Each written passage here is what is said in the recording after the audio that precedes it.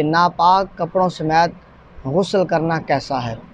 اکثر دوست جو ہے ایسی جگہ پر موجود ہوتے ہیں جہاں پر اور کپڑے میسر نہیں ہوتے، تو ان کے لیے یہ مسئلہ ضروری ہے۔ السلام علیکم ورحمۃ اللہ وبرکاتہ۔ فکر اسلام ہمارے چینل کو سبسکرائب اور کمنٹ اور لائک کرنے والے تمام احباب کے لیے دعا کرتے ہیں کہ مالک علم جلال مجھ سمیت تمام احباب کی خیر فرمائے اور اسی طرح تمام احباب کو دین کے احکام کو سیکھنے والا بنائے اور آگے لوگوں تک پہنچانے والا بنائے۔ ہمارا جو آج کا مسئلہ ہے وہ یہ ہے کہ ناپاک کپڑوں سمیت غسل کرنا کیسا ہے۔ اکثر دوست جو ہے ایسی جگہ پر موجود ہوتے ہیں جہاں پر اور کپڑے میسر نہیں ہوتے، تو ان کے لیے یہ مسئلہ ضروری ہے۔ اور ایسے دوست جو نئے کپڑے پہننے کے لیے دوسرے کپڑے پہننے کے لیے جو ہے تبودو نہیں کرتے، کوشش نہیں کرتے، اور وہ یہ کہتے ہیں کہ جو ہم نے پہنے ہوئے بس اسی کے ساتھ ہی کر لیا جائے، یا ایسا جو ہے ان کپڑوں کو اتار کے رکھ لیا جائے اور پھر جو ہے غسل کر کے وہی کپڑے پہن لیے جائے۔ اس کے بارے میں تمام احباب جو ہے وہ توجہ کے ساتھ سنیں گے، تاکہ کوئی غلطی ہوگی تو ہماری وہ دور ہو جائے گی۔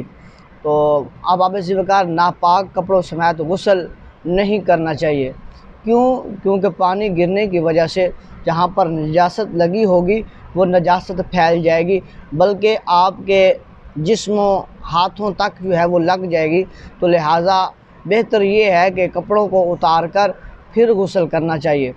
ہاں، اگر آپ کے پاس نئے کپڑے میسر نہیں ہیں یا اور کوئی کپڑے جو ہے وہ دھلے ہوئے نہیں ہیں، تو اس کے لیے یہ ہے کہ آپ پہلے نمبر جہاں جہاں پر نجاست لگی ہوگی اس جگہ کو دھو لیجئے، اس کے بعد جو ہے وہ کپڑوں سمیت غسل کر لیجئے، اور اچھی طرح جو ہے وہ اپنے اوپر اور اپنے کپڑوں کے اوپر پانی کو بہانا ہے، تاکہ جو ہے وہ کوئی جسم کی جگہ جو ہے وہ خشک نہ رہ جائے اور کوئی جگہ جو ہے کو باقی نہ رہ جائے، بلکہ جب زیادہ پانی بہائیں گے تو وہ 3 مرتبہ دھونے کے برابر ہو جائے گا، اور حکم بھی یہی ہے، اور پھر وہ جگہ وہ کپڑے پاک ہو جائیں گے۔